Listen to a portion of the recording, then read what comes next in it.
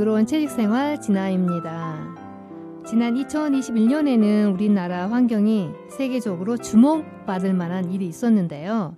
바로 갯벌 4곳이 유네스코 세계유산에 등재되는 쾌거를 이룬 한 해였습니다.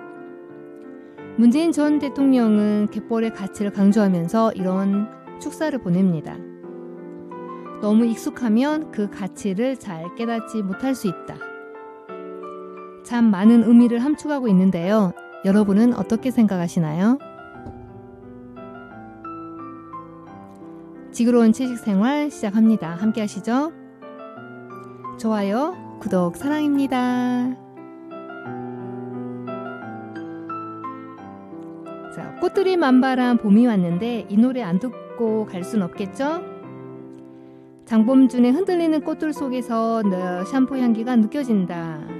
이 노래 듣고 초대 손님과 함께 다시 돌아올게요.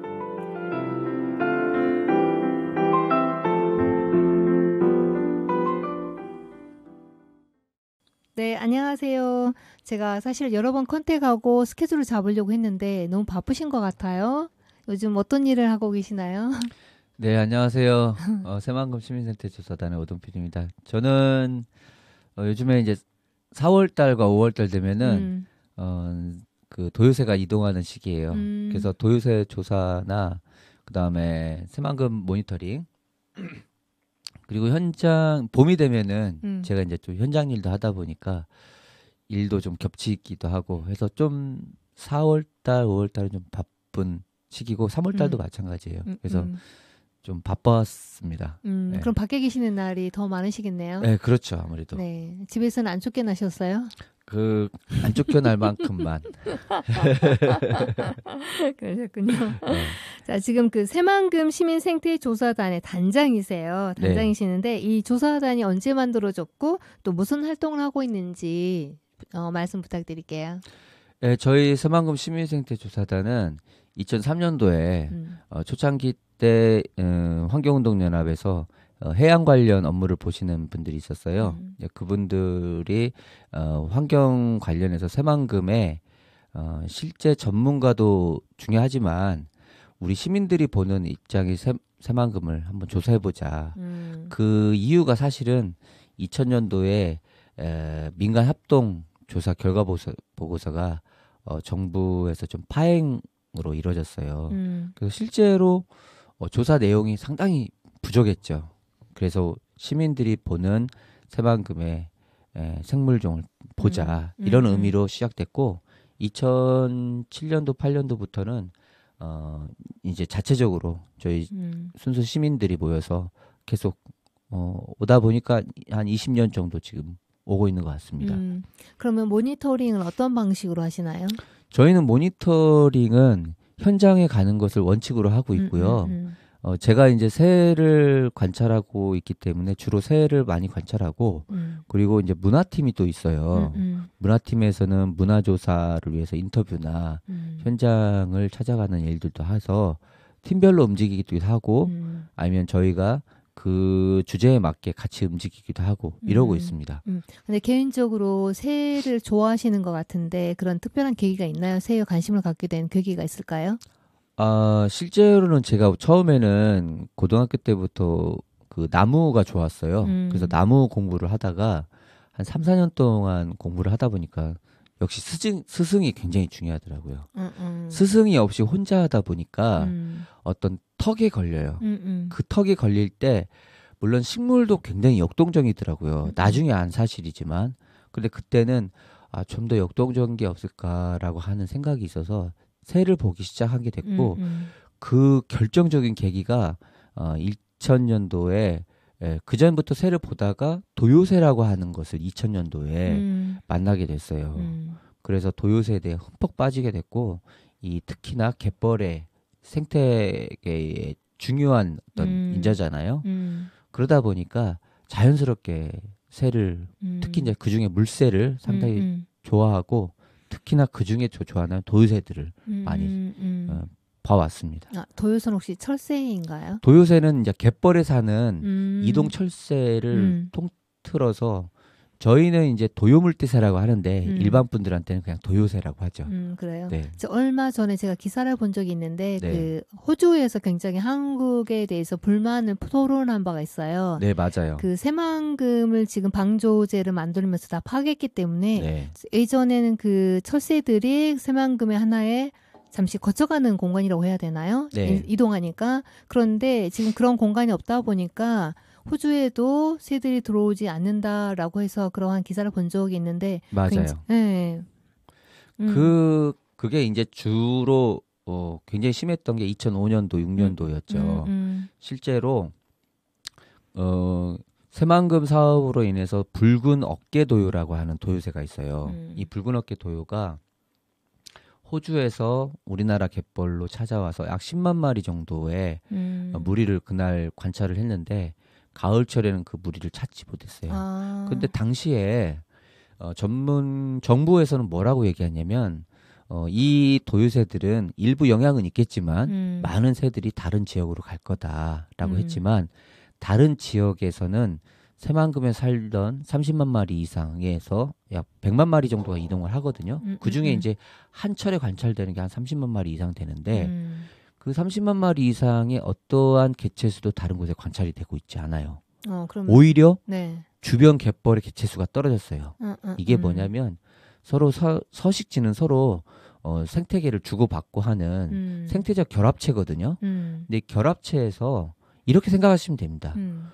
손가락이 5개 중에 하나가 떨어지면 4개의 역할을 똑같이 할 거라고 생각하지만 4개의 역할도 그쵸. 더 약해져요. 네네. 그렇기 때문에 이 새만금이 사라지면서 유부도에도 굉장히 많았거든요. 유부도도 실제로 한 10여 년 정도에 상당히 많이 개체수가 떨어졌고 곰소만도 비슷할 겁니다.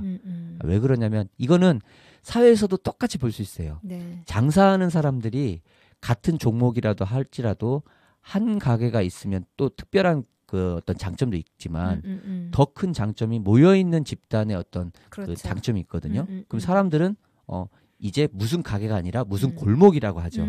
이런 것처럼 과거의 새만금과 곰소만과 그 서천 갯벌의 것을 하나의 생태계로 생각해서 얘기를 했는데 지금 그 생태계가 무너진 거죠. 아, 그렇군요. 예. 네.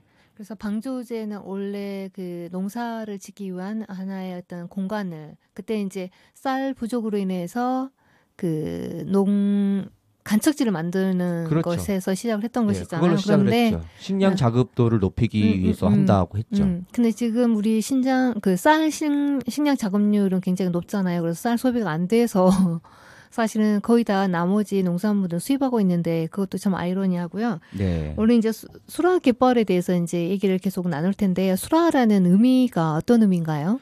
수라라는 의미는 아주 옛날부터 있었던 마을 이름이에요. 그런데 이제 그 우리나라 군산에 있는 마을지에 보면 숫자가 한문으로는 이제 수놓을 숫자에다가 라자가 펼친다. 그래서 그것을 뜻을 의미를 살펴보면 이 수놓아서 펼쳐놓은 것과 같은 아름다움이 있다라고 하는 갯벌의 모습이 그 네. 해안가. 해안가가. 네, 해안가가.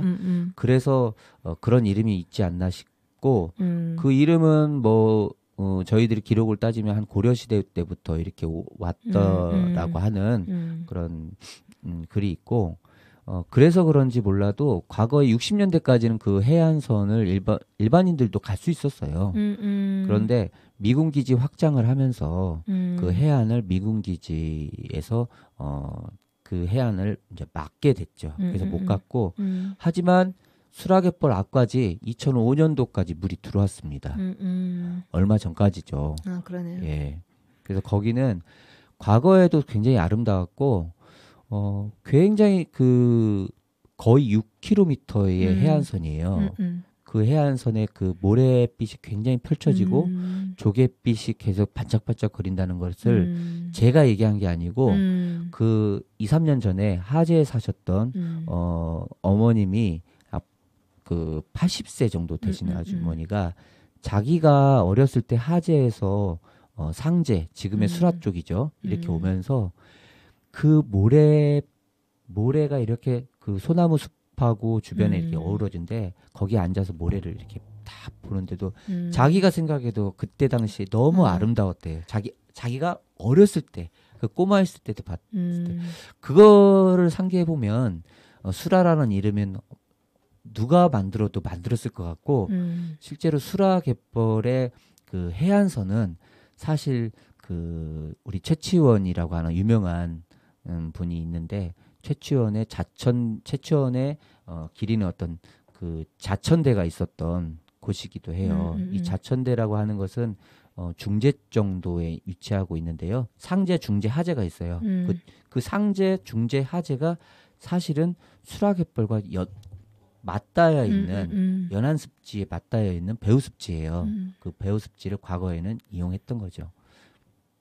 아까 제가 그 오프닝 멘트에서 했던 거 갯벌 네 곳을 말씀을 드렸는데요. 서천, 고창, 그다음에 신안, 순천 갯벌이 한국의 갯벌이라는 이름으로 유네스코 세계유산에 등록이 되었잖아요. 네. 그래서 이 갯벌의 가치를 인정해서 보존 지역으로 만들었는데 왜 수라갯벌은 제외됐을까요? 이거는 뭐 어렵게 생각할 필요 없고요. 딱 두 가지입니다. 이 새만금 사업을 하는 그 새만금 개발청 있잖아요. 네네. 이 새만금 개발청과 군산시가 이것을 원하지 않았어요. 만약에 군산시와 새만금 개발청이 원했다면 등재가 됐겠죠. 그러면 거기 이제 신공항을 개발하기 위해서 신청을 안 한 거라는 얘기죠. 그렇죠. 그리고 또 하나는 새만금 개발에 대해서 환경적으로 생각을 안 하고 있어요. 저는 이제 오늘 좀 지금도 계속 얘기하고 있는 게 뭐냐면 우리가 너무 주체가 없는 단어를 사용을 해서 하기 때문에 아무도 책임지지 않는 것 같아요. 우리가 얘기할 때 정부 얘기하잖아요. 네. 정부는 모든 것을 다 통틀어서 얘기하기 때문에 우리나라의 공기업들이 하고 있는 반환경 정책이라든지 이런 것들에 대한 어떤 질타의 목소리가 전달되지가 않아요. 저는 이 농어촌공사 그다음에 새만금 개발청이 사실은 우리나라의 중추적인 인프라 사업을 한 거에 대해서 충분한 노력을 해왔던 건 사실이지만 그 이후에 사실은 반환경적인 사업에도 너무 많이 하고 있는데 이거에 대해서 우리는 특히나 이 수라갯벌 보존 문제에 대해서는 새만금 개발청이 절대 허용을 하지 않았고 그리고 군산시도 이 부분에 대해서 적극적으로 손을 놨죠. 허다못해 문화재청에 공문을 보내가지고 향후 개발에 대한 욕구가 있기 때문에 이 부분에 대해서 우리가 그거에 대해서 따를 수 없다라고 공문을 보냈어요. 좀 그 부분에 대해서는 전 이해할 수가 없었어요. 그러니까요. 네. 왜냐하면 그런 보존의 가치가 있는 것은 그 관광지의 어떤 그 산업을 얘기하기는 좀 그러긴 하는데 굉장히 거기에 살고 있는 서식지에 살고 있는 동식물뿐만 아니라 우리 인간에게도 이로운 부분이 있잖아요. 아 그렇죠. 네. 그러니까 지역에 있는 기관이 우리 지자체라고 하잖아요. 지자체가 얼마나 생태적인 어떤 관심과 그런 생태적인 어떤 로드맵 그것이 있느냐를 금방 알 수가 있어요. 이런 걸 통해서. 왜 그러냐면 새만금 개발청이 새만금 수라갯벌을 가지고 향후에 뭐 지금 새만금 신공항이 있으니까 네. 뭐 수라갯벌을 세계 자연유산으로 등재하는 데는 약간 좀 주춤할 수는 있어요. 그런데 중요한 거는 제가 이 말씀 하나 더 드리는데 우리나라 환경부에서 작성한 네. 한국의 습지에 새만금이 들어가지 않아요.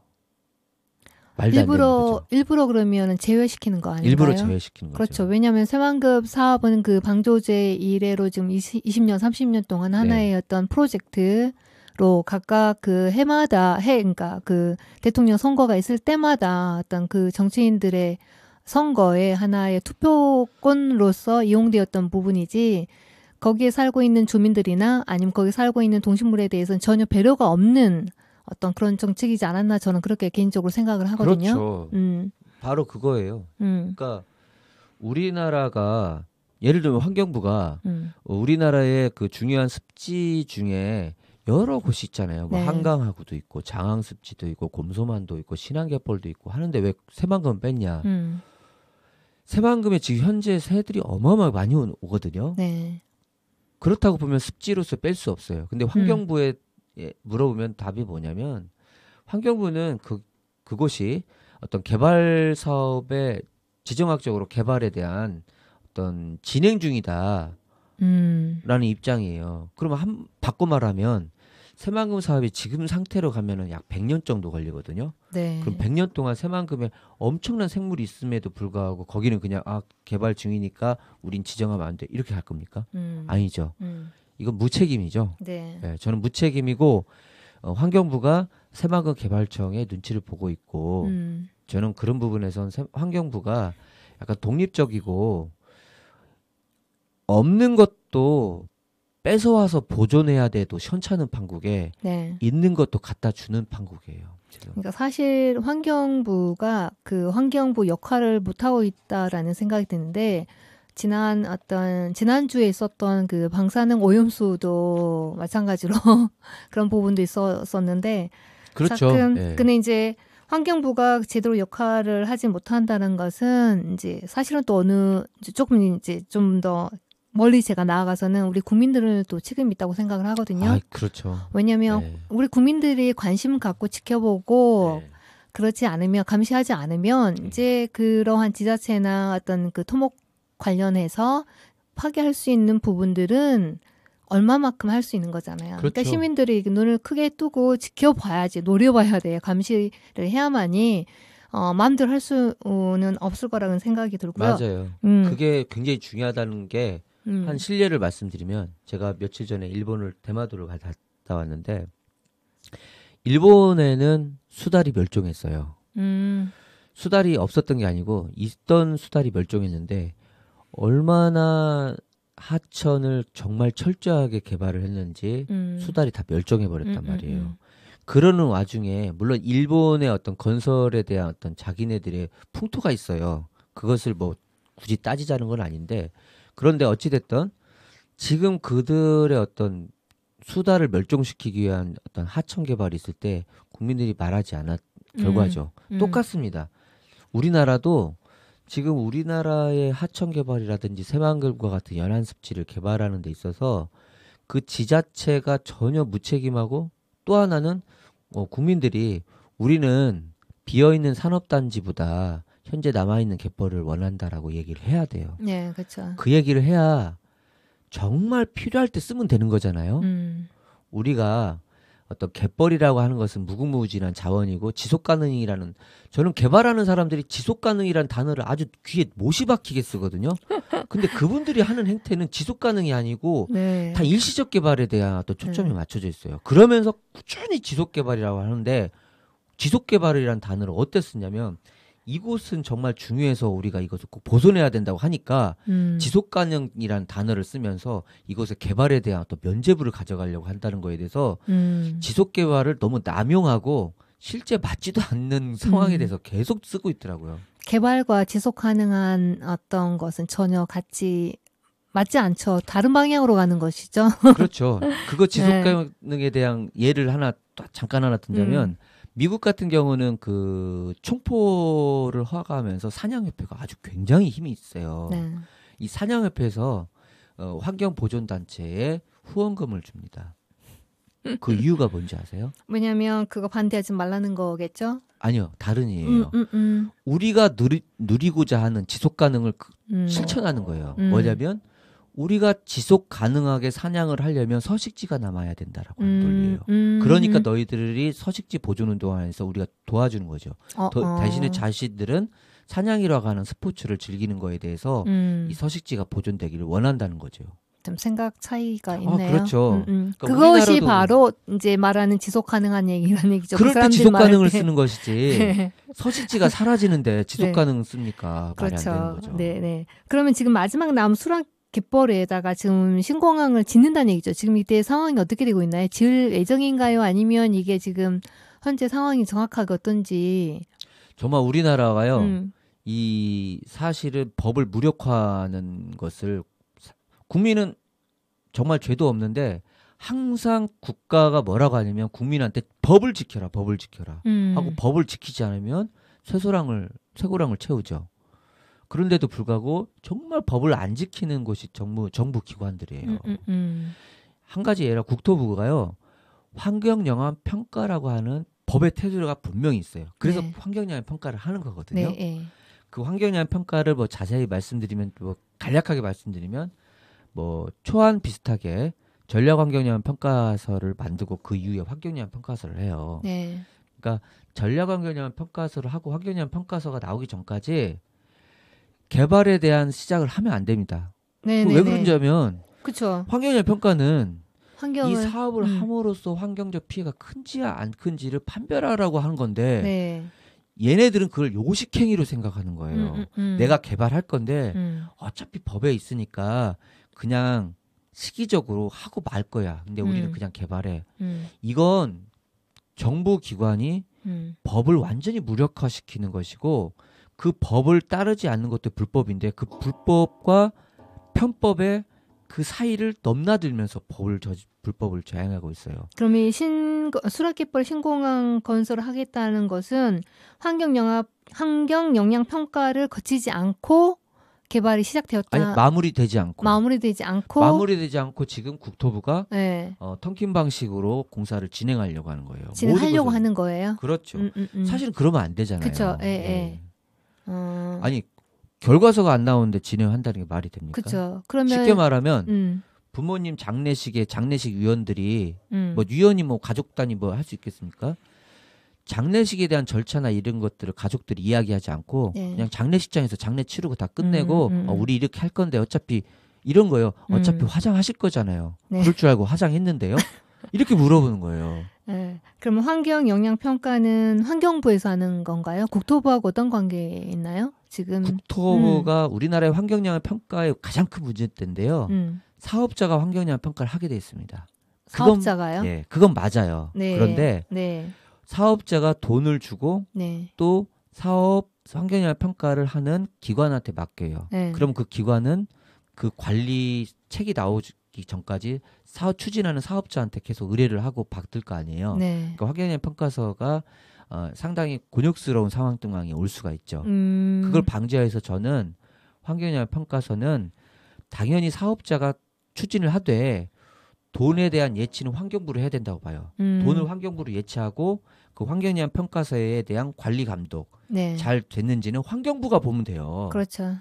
근데 그걸 사업자가 만들어서 환경부로 제출을 한다고요. 그러면은 거기에 그 이상한 커넥션이 있어서 발생할 수 있죠. 왜냐하면 갑과 을 사이 당연히 때문에 생기겠죠. 당연히 생기는 거고 그것을 방지하기 위해서 수많은 전문가분들이 그런 문제점을 얘기했는데도 불구하고 그 적절한 그 개발 행위에 대한 커넥션을 악용하는 거죠. 그럼 제가 어느 굉장히 아름다운 산에다가 집을 하나 지으려고 해요. 그러면 환경영향 평가를 받아야 되는데 아는 업체에다 내 돈 주고 뭐 언더 더 테이블 이렇게 좀 살짝 돈 넣고 그렇게 해서 평가해서 받아서 그런 환경을 파괴하면서 집을 지을 수 있다는 거네요. 결론적으로 쉽게 얘기하자면. 그럴 수 있는 상황이 만들어집니다. 그렇죠. 그런데 분명히 옛날에는 그게 참 심했거든요. 지금은 업체들도 만약 그런 상황들이 그 발각되면 그 업체 문 닫아야 돼요. 그래서 그렇게 하진 않는데 대신에 사업체가 자꾸 조사하는 업체를 힘들게 하면 어떨까요? 그쵸. 얘가 뭔 얘기를 하는 건가? 라고 생각을 할 수 있겠죠. 그래서 아까 말씀드렸다시피 내가 이 어떤 사업을 할 거야. 그러면 이 정도의 환경영향 평가가 필요했다. 환경부에 내고 환경부는 그 업체들한테 견적을 받으면 이 돈만큼 업체한테 예치를 하십시오 해야 돼요. 그럼 환경부가 돈을 가지고 있죠. 그러면 그 환경부가 그러면 이 발주를 시키면 돼요. 그러면 그러니까요. 그 환경영향 평가서에 대해서 나오면 환경부가 검토하고 이 사안을 환경부가 결정하면 됩니다. 그렇죠. 그런데 사업 시행자가 환경영향 평가를 업체를 선정하고 업체한테 결과까지 다 받아서 그것을 환경부에다 제출하니 굉장히 불편한 관계일 것 같아요. 불편한 관계가 되고 그런 부분에 대해서는 이제 많은 전문가분들이 인식하고 있어요. 그런데도 안 되는 이유는 아마 좀 시간이 좀 걸리는데 아무래도 완력 싸움이죠. 그렇죠. 그럼 지금 환경영향 평가가 아직 끝나기 전에 지금 공사를 하려고 한다는 얘기잖아요. 포크레인 들어와서 삽자루를 하지 않아도 설계하고 그다음에 업체 선정하고 이것도 사실은 공사 진행하는 거잖아요. 그렇죠. 초기 단계로. 그러면요. 네. 아니 안에 들어가서 포크레인이 땅 파지 않았다고 해서 공사가 진행이 아니죠. 그렇죠. 왜 그러냐면 설계와 시공업체 선정을 하면 그만한 돈이 들어갑니다. 그렇죠. 그리고 업체들도 그거에 대한 준비를 해요. 그러면 그건 낭비잖아요. 네, 그렇죠. 그렇죠? 네. 만약 되다가 안 되면 업체들도 상당한 많은 노력을 해서 업체는 당연히 사업을 해야 되는 사업이기 때문에 그 부분에 대해서 상당히 인력을 낭비하는 거죠. 그렇죠. 그 낭비를 함과 동시에 저희들 법적 싸움을 하고 있거든요. 그러면 지금 그 환경 영향 평가가 되지도 않는데 그런 그 사업 계획이 이루어지고 있는 것에 대해서 여기 단체에서는 그것을 문제 제기를 하고 있는 상황이네요. 했죠. 보도 자료도 했고, 네. 아니 환경 영향 평가도 끝나지 않았는데 무슨 사업 시행이냐라는 것들에 대해서 상당히 이런 것들이 계속 자행될수록 법의 테두리가 무너지는 거고 이 법을 만약에 일반인들이 했으면 철퇴를 내리겠죠. 네, 그렇죠. 근데 정부가 이런 것들을 국토부가 자기들이 그런 것들을 무너뜨리고 있는데 철퇴를 내리지 않는 것은 정말 이게 나라가 완전히 황폐화되고 있는 거에 대해서 브레이크가 망가지는 거나 마찬가지예요. 이거는 굉장히 중요한 상황인데 네. 그러려면 환경영 평가를 아예 없애버려야 됩니다. 그렇죠. 그러려면 어차피 환경영 평가는 그러한 어떤 자연 파괴를 어느 정도 걸러주는 필터 역할을 하기 위해서 있는 건데 그게 그렇게 효과적으로 사용되지 않는 진행되고 있지 않다라는 얘기가 들리네요. 그렇죠. 마지막 필터죠. 네. 그 마지막 필터가 제대로 작동되는 시기는 있어요. 그게 언제냐면은 그 지역에 있는 사업체, 그러니까 힘없는 사업체가 뭔가 불법은 아니더라도 환경적으로 문제가 돼 있는 것들을 조금 그것을 좀 뛰어넘어서 뭔가 사업 시행을 하려고 할 때는 그 환경부나 어떤 그 정부 기관에 특별히 관여가 없을 때는 굉장히 냉정하게 해요. 그렇겠죠. 실제로 그렇게 하는데 환경부나 국토부나 이런 정부 기관이 어떤 일을 추진할 때는 굉장히 느슨하고요. 온갖 우리나라에 있는 면죄부란 면죄부는 다 갖다 붙여요. 그렇죠. 네. 약자에게만 강한 네. 우리나라 법인데. 네, 얼마 전에 800원 저기 했다고 버스 기사 그렇죠. 했던 것처럼. 네네. 네. 그럼 이제 갯벌 중에서 거기 이제 그 새만금 방조제 작업을 그 프로젝트를 하고 마지막 남은 갯벌이 지금 수락 갯벌인가요? 네, 정확히는 만경수역이라고 해야 됩니다. 새만금엔 동진수역과 망중수역이 있는데 일반적으로 북쪽에 있는 위쪽에 있는 것을 만경수역이라고 얘기하면 되고요. 밑에는 동진수역인데 만경수역에 수락갯벌이 있고 그 수락갯벌이 만경수역의 원형 갯벌의 마지막 갯벌입니다. 아, 그렇군요. 그러면 우리가 지금 수락갯벌을 지키기 위해서 많은 분들이 지금 힘을 쓰고 있고 고생을 하고 계시는데 그렇죠. 왜 수락갯벌을 꼭 지켜야 되는지 그 얘기를 좀 말씀해 주시겠어요? 우리가 수락갯벌 하니까 국토부에서 뭐라고 했냐면 수락갯벌? 거기 갯벌 많은 면적 갯벌이 아닌데 그러기 때문에 말랐기 때문에 개발해도 돼. 이런 얘기를 합니다. 그럼 제가 질문을 하나 던지는 게 지금 서울에 있는 영등포가 왜 영등포죠? 옛날에 포구였기 때문에 영등포잖아요. 그럼 뭐 영등이라고 불러야지 왜 영등포라고 부릅니까?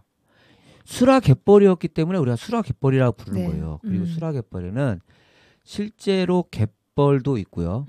그리고 염습지도 있고 뭐 갈대군락과 같이 육지로 이어지는 연안 식생대가 그대로 다 존재합니다. 배후습지도 있고요. 허다못해 육지부와 연안습지에 있는 금개구리, 그 다음에 염습지에 있는 다양한 저소생물, 그 다음에 그 칠개류, 그 다음에 흰발롱개, 그리고 저소생물 갯벌에 있는 저소생물들도 있어요. 뭐 그 제첩이라든지 아니면 그 개화도조개, 아니면 바지락, 맛 이런 것들이 일부 살아 있습니다. 물만 들으면 언제든지 복원돼요. 그러니까 수락갯벌은요, 갯벌과 염습지와 모든 그 육지를 이어지는 습지가 다 공존하는 연안습지라고 말을 하는 게 정확한 표현입니다. 아, 그렇군요. 네. 그리고 거기에 이제 천연기념물 그다음에 멸종유기종이 있다고 하는데 네, 멸종유기종이 1급도 있고 2급도 다 있죠. 아, 그래요? 그러면 만약에 거기가 파괴되면 그러한 동물들은 어디로 가야 되나요? 갈 곳이 없기 때문에 우리가 대체 서식지라고 하는 것을 마련하는데 네. 사실 우리나라의 대체 서식지를 좀 얘기할 시간이 있나요? 네, 괜찮습니다. 네. 우리나라의 대체 서식지라고 하는 것은 이런 겁니다. 100%의 땅이 있는데 50%를 개발하고 50%를 남겨줄 테니까 이게 대체 서식지라고 하는데 그 말이 안 되는 거죠. 근데 개발하고 나머지 대체 서식지라고 하면서 개발 근처에는 인간이 항상 간섭하게 되면 문제가 생기는데 그게 가능할까요, 서식지로서? 그렇죠. 네. 그러니까 원래 대체 서식지라는 것은 100% 중에 50%를 개발하면 50% 사라지기 때문에 50%에 해당하는 면적을 다른 곳으로 대체하는 겁니다. 그 남아있는 곳을 대체 서식지라고 말하면 그거 말이 안 되는 거죠.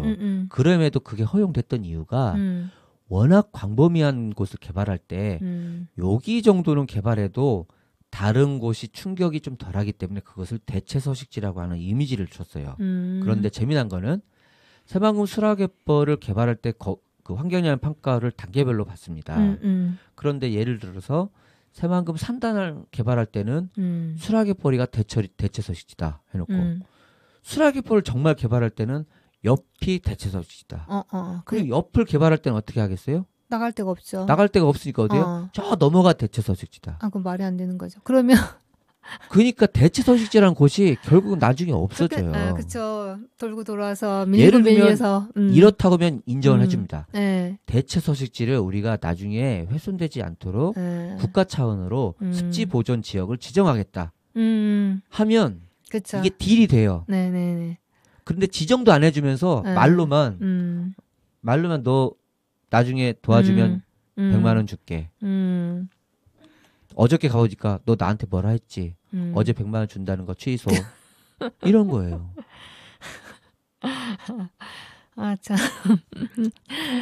참, 지금 이제 그러면 거기에 이제 공항을 짓겠다는데, 군산에 공항이 있지 않습니까? 민간이 이용하는 공항이 있는데, 왜 또 거기서 얼마나 거리가 되나요? 군산공항하고? 예, 아주 중요한 질문인데요. 네. 군산공항은 이미 그 운영된 지가 상당히 시간이 많이 지났고요. 그리고 그 미군 공항 활주로를 우리가 임대해서 쓰고 있어요. 네. 물론 임대하는 것도 사실은 말이 안 되지만 어찌됐든 우리 땅에서 소파 개정법에 의해서 저희가 임대해서 쓸 수밖에 없어요.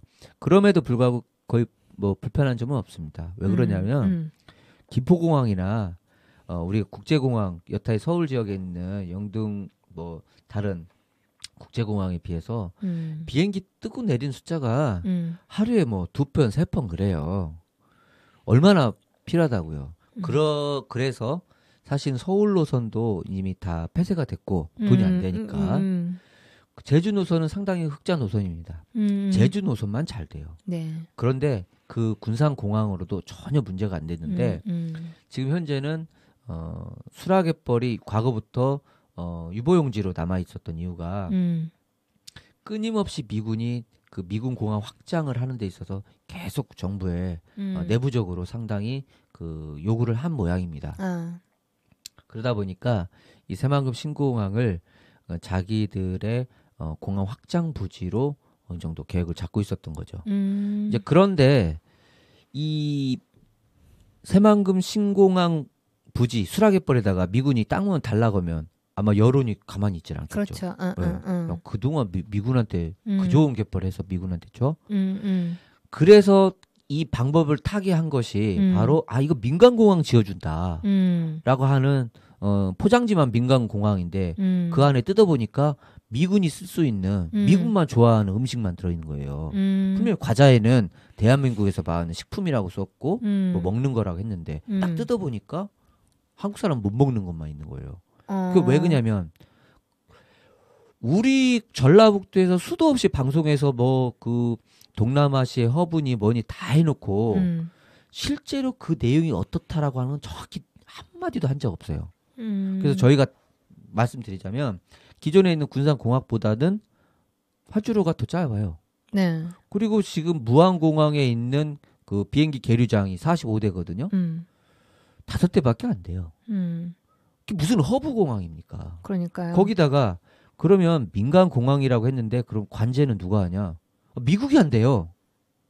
그리고 1.3km 떨어져서 신활주로를 만들겠다고 하는데 그 1.3km 떨어진 곳을 그냥 놔두면 되잖아요. 아, 그러니까 그 군산공항하고 거기 새로 신공항 1.3km밖에 안 되는 네, 거예요? 1.3km를 떨어뜨려 놓는 거예요. 왜냐하면 활주로가 너무 가까우면 네. 전투기 네. 그 전투기를 보는 이제 항공사들이 착각을 할 수 있나 봅니다. 어쨌든 그렇게 떨어져 놓는데 그 떨어져 놨으면 그 사이는 그냥 우리가 안전지대 아니면 완충지대 아니면 생물지대 아니면 생태용지든 할 수 있잖아요. 그 미국에 주겠대요. 그러니까 결국은 뭐냐면 유사시 전쟁 예비 활주로를 만들어 놓고 그 안에는 미국한테 24만 평 주겠다는 게 다 확정된 거 주겠다는 게 그 주요 핵심이고요.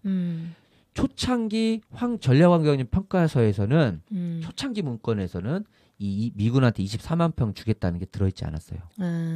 그러니까 언론들이 그것만 쏙 빼고 계속 방송하고 나서 정치인이나 이런 분들 다 써먹고 나서 그 뚜껑을 다 열어보니까 결국은 예비활주로 플러스 24만 평 미군한테 그 부지 확장 주는 게 주 핵심이었던 거죠. 아, 그랬군요. 네.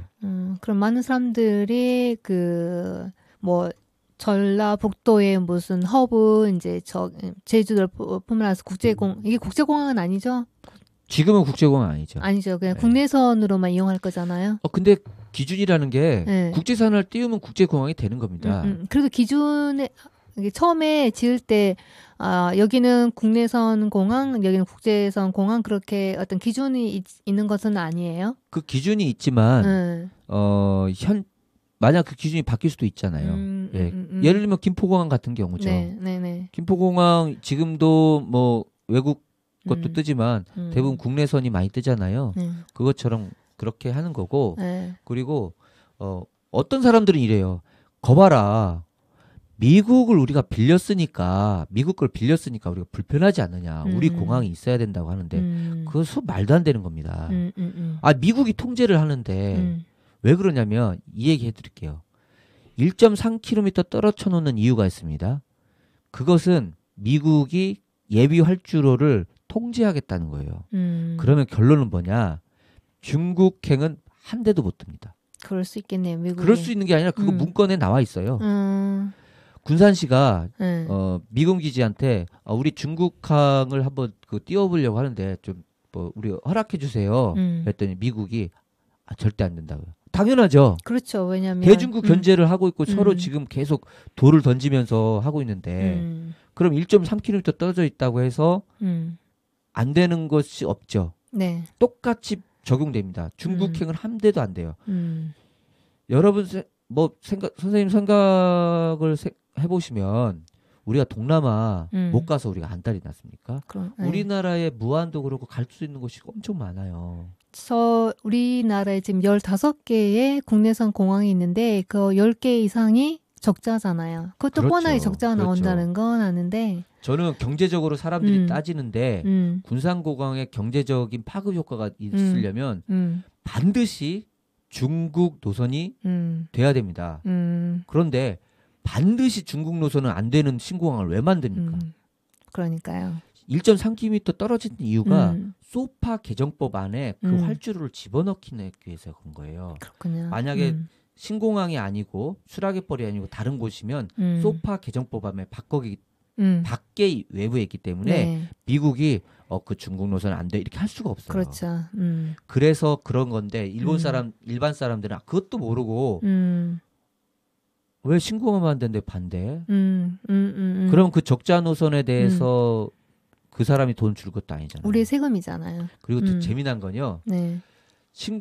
군산공항이 한 1년에 한 30억 적자 나거든요. 네. 그럼 10년이면 300억이잖아요. 네. 100년이면 3천억이잖아요. 전 3천억 주고 100년 빌려 쓰는 게 낫다고 보는 거예요.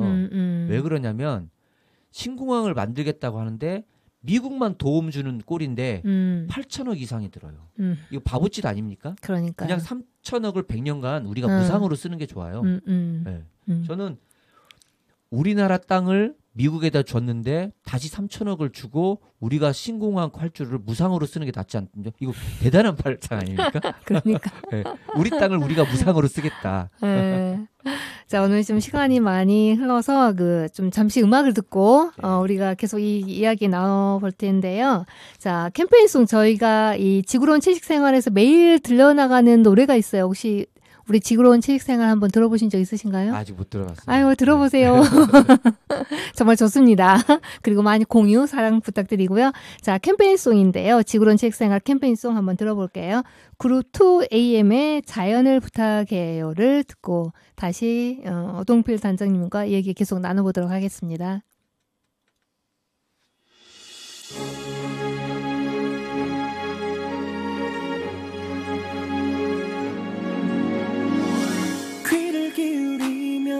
들려와요. 주위를 둘러보면 볼 수 있죠. 지구가 아파서 소리 없이 울고 있죠.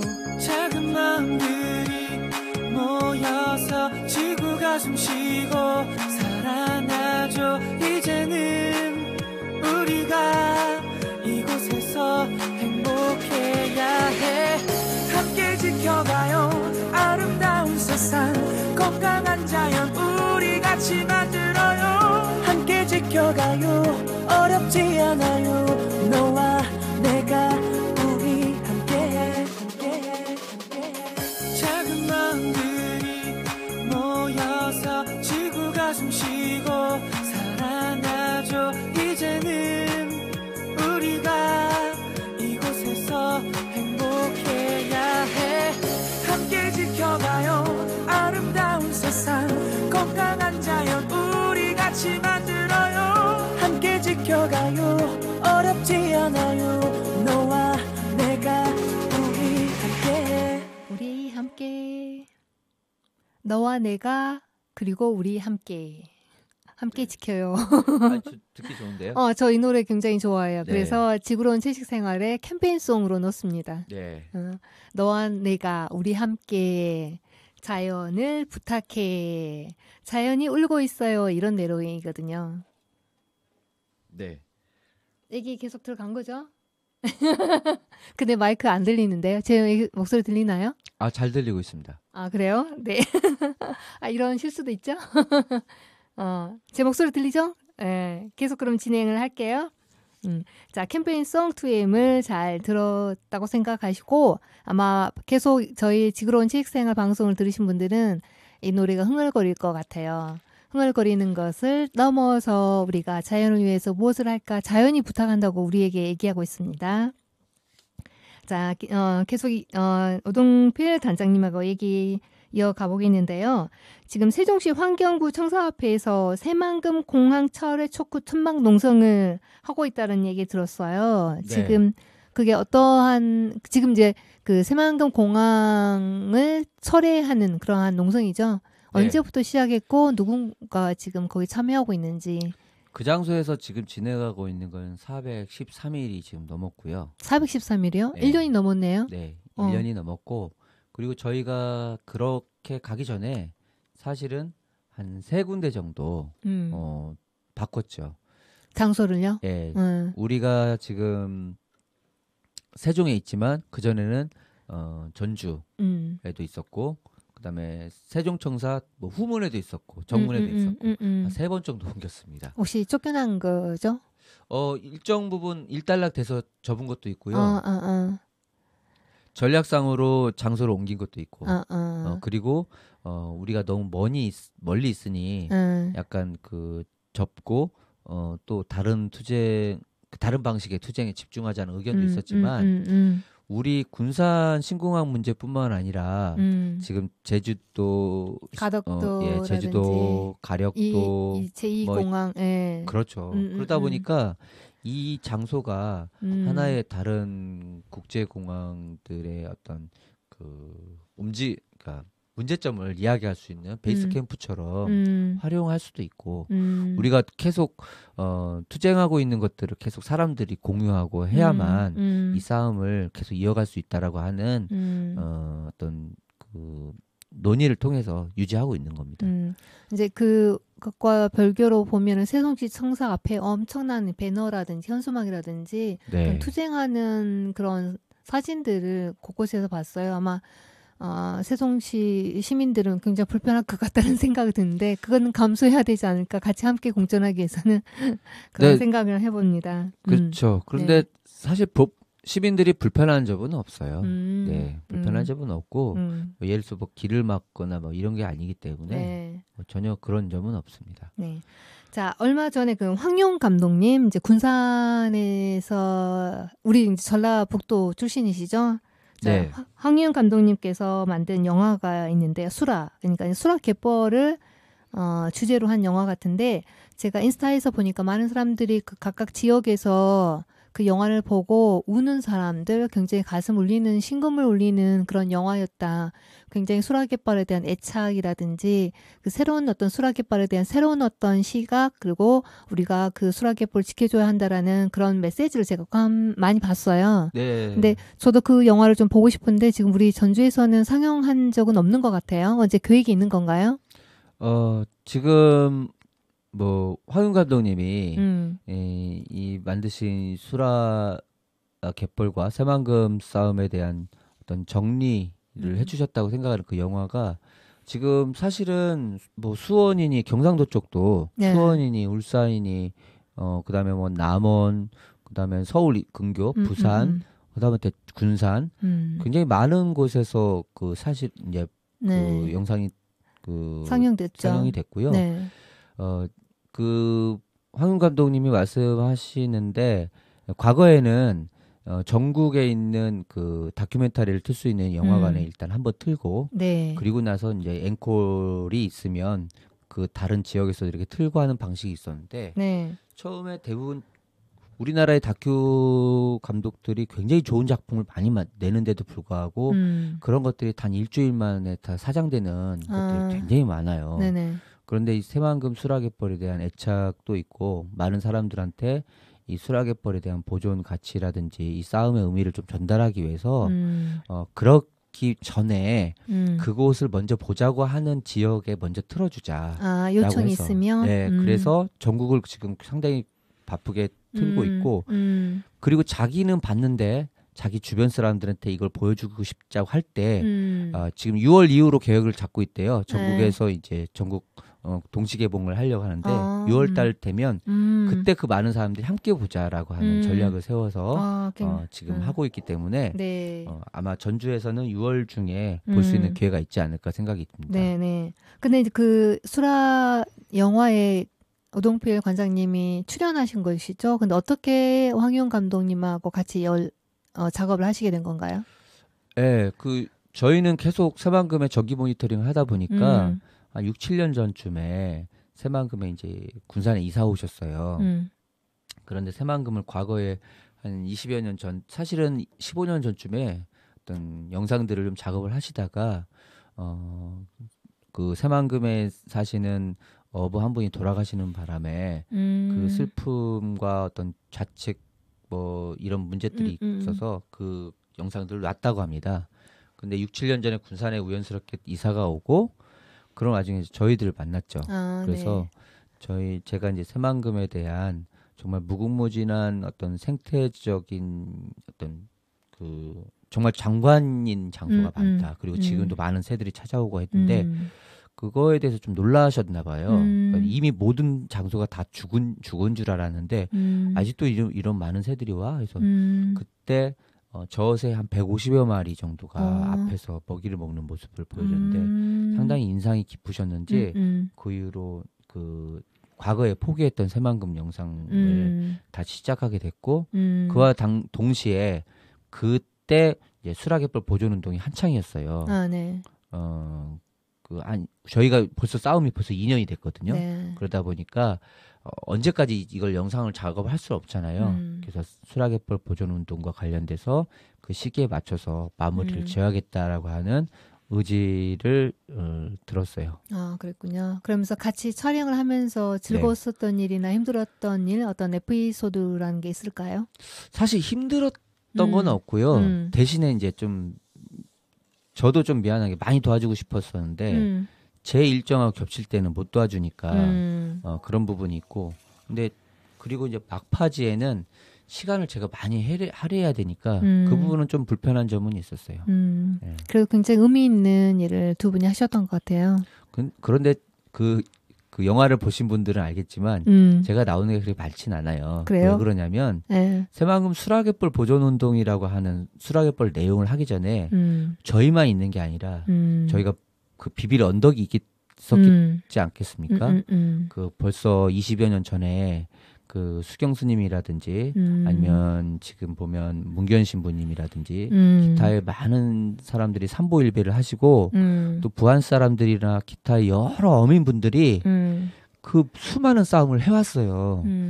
그 싸움에 대한 기억을 가지고 있던 사람들이에요. 이 새만금 시민센터 조사단은. 그렇기 때문에 그 기억을 가지고 있었던 만큼 우리가 그 기억에 대한 그 비빔 언덕, 해창갯벌의 장승벌을 본다든지 이런 것들을 봤을 때 그 의미가 좀 있었어요. 그래서 얼마 전에 농어촌 공사에서 해창갯벌 장승벌에 있는 장승을 좀 다른 데로 옮겨줄 테니 우리가 매립하는데 좀 허락을 해달라 해서 굉장히 화가 많이 났었죠.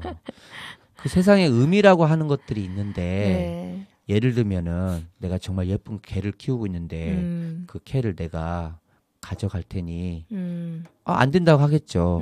어떤 이유로 해서 잘못해서 죽었어요. 근데 개 한 마리를 사서 갖다 주면 그게 같은 개입니까? 그게? 그렇죠. 안 되죠. 네. 그래서 저희는 그간에 그 운동을 해오셨던 우리 어르신분들이 있었기 때문에 지금의 많진 않지만 그 흔적들을 되찾고 그 기운들을 우리가 비비고 살았던 거고 지금 그 버티고 있었던 힘이라고 생각을 합니다. 그렇죠. 예. 한 사람 한 사람의 어떤 힘이 사실은 계속 이어져 오면서 서로 버팀목이 되어주고 여기까지 오신 것 같은데요. 그렇죠. 예. 마지막으로 이제 그 오동필 단장님께 한번 여쭤보고 싶어요. 수라는 무엇인가? 딱 단어 한마디로 표현한다면 오동필 단장님에게 수라는 무엇이다? 수라는 살아있죠. 그리고 살아있다. 수라는 생명이고 수라는 사실 제 고향입니다. 저 군산의 고향이고 제가 새만금을 처음 밟았던 곳이 수락갯벌입니다. 그래서 제 고향에 제가 깜짝 놀랐던 제가 어렸을 때 이렇게 아름다운 곳이 있었어? 라고 놀랬던 첫 장소가 수락갯벌이기 때문에 저는 그 장소가 만약 사라진다면 제 마음의 기억들이 모두 사장되는 거잖아요. 그렇죠. 사실은 제가 모든 사람들이 그렇습니다. 자기 고향 그리고 저는 이런 말을 해요. 환경운동은 따로가 없다. 자기 놀이터 지키는 운동이 환경운동이다라고 제가 얘기를 하고 있습니다. 네네. 수라는 살아있다. 굉장히 그 한마디가 가슴을 울리는데요. 그래서 오늘 그 오동필 단장님과 함께 수락갯벌에 대한 많은 얘기들을 나눠봤습니다. 이 방송을 시청하시는 분도 왜 우리가 수락갯벌을 지켜야 하는지, 보존해야 되는지, 그리고 수락갯벌 우리에게 주는 어떤 의미에 대해서 좀 더 한번 생각해보는 그런 시간이 되었기를 바라는 마음입니다.